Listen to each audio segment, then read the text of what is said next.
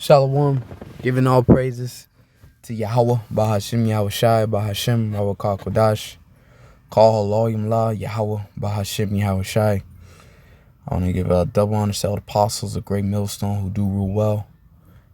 Peace, love, and blessings also to you, sincere laborers, brothers on highways and byways, giving all diligence to make thy calling and election sure, and also blessings to the very few sisters out there that are listening, learning, and believing.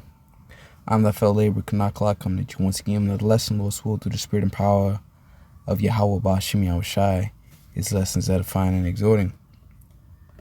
This will be another straight to the point, dealing with these prophecies. Basically, what's going on the world stage.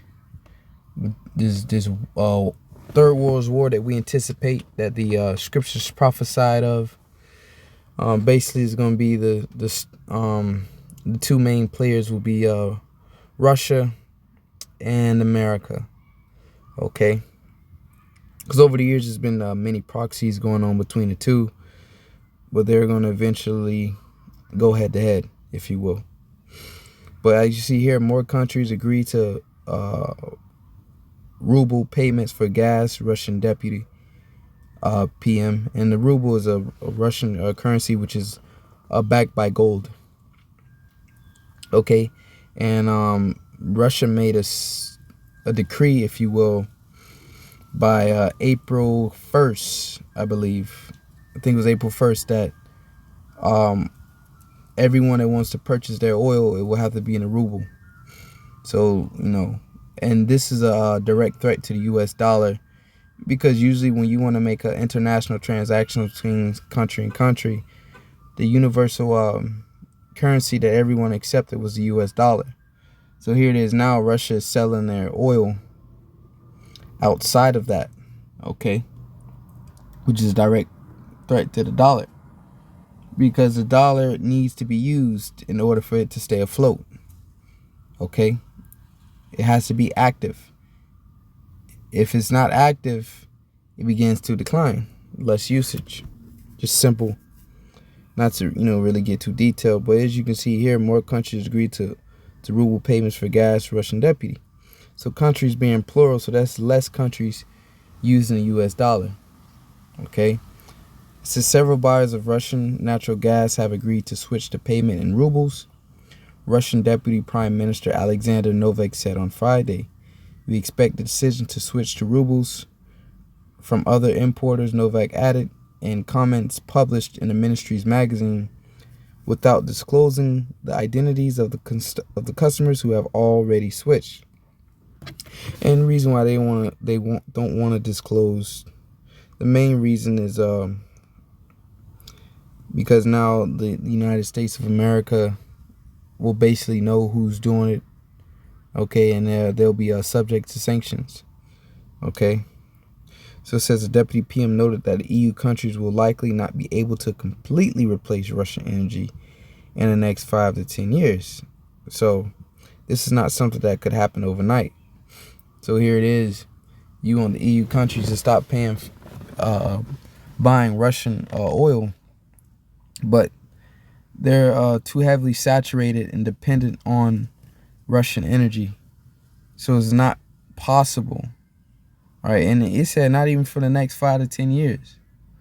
Okay, so it's not possible for them to just go cold turkey. All right, as Germany said, it will bring an economic collapse. It will collapse the economy, basically. It says it's impossible to talk about guaranteeing Europe's strategy security without Russian resources, he said. Okay, it is impossible to talk about guaranteeing European energy security without Russian resources. So, Europe needs energy, okay? So it'd be impossible to not mention Russia when it comes to concerning powering Europe. This Russian President Vladimir Putin said on Thursday that some Western countries are failing to pay on time for deliveries of Russian energy. Last month, Putin signed a decree that requires a new payment procedure for Russian gas starting on April 1st for buyers from hostile nations. The measure concerns countries that have imposed sanctions on Russia and have frozen its foreign reserves.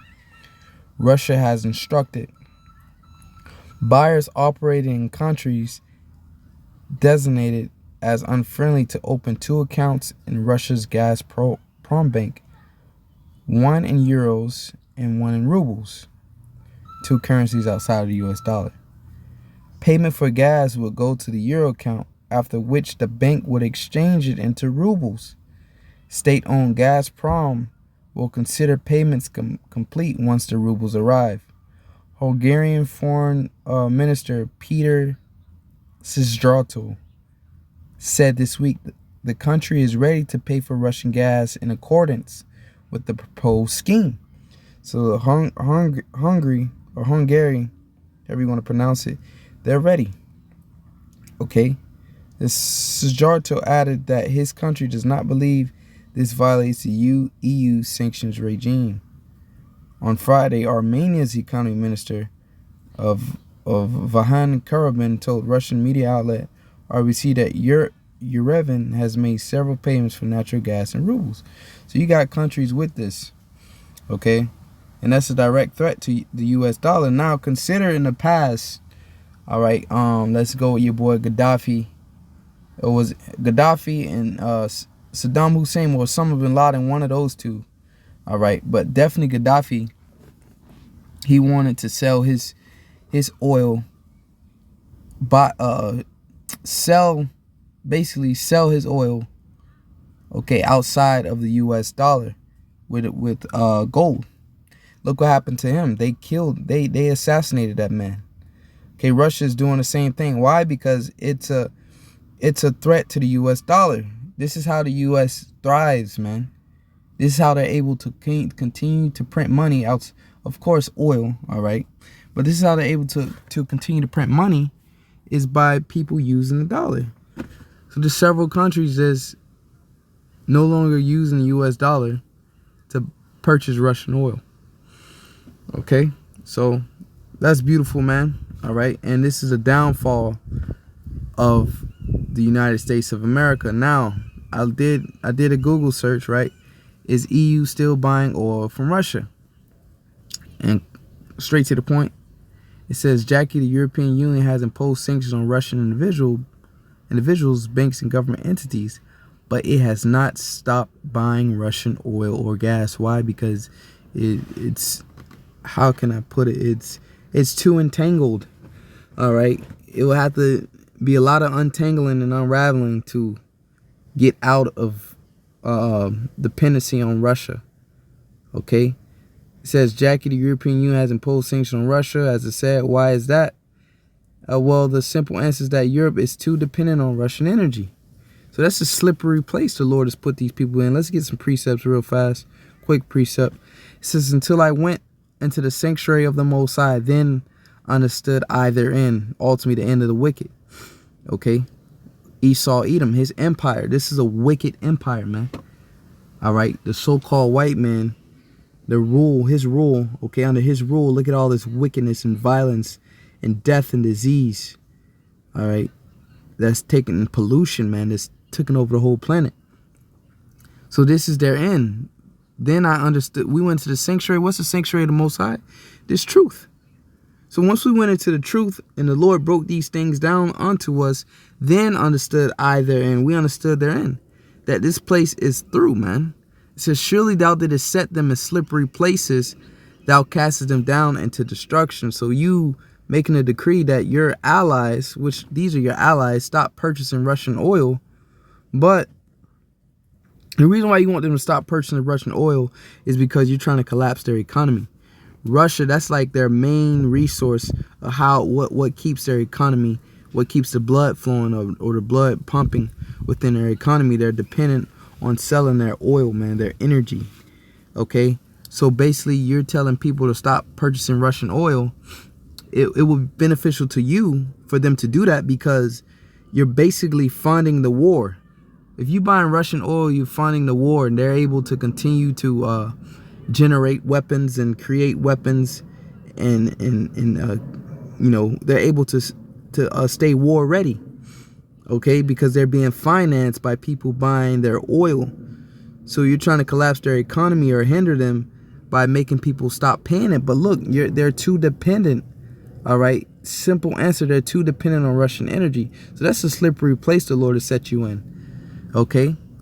Surely thou set them in slippery places. So that tactic that you're trying to impose is not working, man. Okay? Because this is the time of your end. Okay? It says thou castest them down into destruction, because the Lord said he gonna raise up the spirit of the Medes against them. The Russians, man. So the Russians is making that division, all right, among you. I'm gonna get that precept. It says, how art thou brought into desolation, as in a moment? Scriptures speak about 1 hour. They are utterly consumed with terrors. Because ultimately that's what this you messing around with Russia, that's what it's gonna bring you. Okay, it's gonna bring you ultimate destruction. All right. Let's get this real quick, because Russia is that wedge between this European coalition, if you will. Okay, it's Matthew 12:25. And Yahushua knew their thoughts and said unto them, now this is a parable, but we apply this to this situation. All right, this is all things written for our learning. All scriptures, is that Romans 15:4? I don't know exactly where it's at, but all scripture basically was given for edification, basically, roughly paraphrasing. It says, and Yahushua knew their thoughts and said unto them, every kingdom divided against itself is brought to desolation. So this Europe, okay, these European coalition, all right, is divided, and Russia is right in the midst of that. All right, that was done by design of the Heavenly Father. It was a chess move. All right, because Russia was never part of the EU or NATO. Okay, so every king divided against itself is brought to desolation. So you're divided. You need Russia, but you're allies with America. Okay, and basically you're stuck between a rock and a hard place. Okay, because you need Russia, but you're allies with America. So if you cut Russia off, your economy is going to collapse. All right, you don't have no energy security. Okay, but if you continue to deal with Russia, you're at odds with your ally. All right, America. But ultimately, you're gonna make your decision. You're gonna turn on America, pursuant to biblical prophecy, Revelation, the 17th chapter. Okay, so every kingdom divided against itself is brought to desolation, and every city or house divided against itself shall not stand. So this is the end, the beginning of the end of this European agreement. All right, this treaty.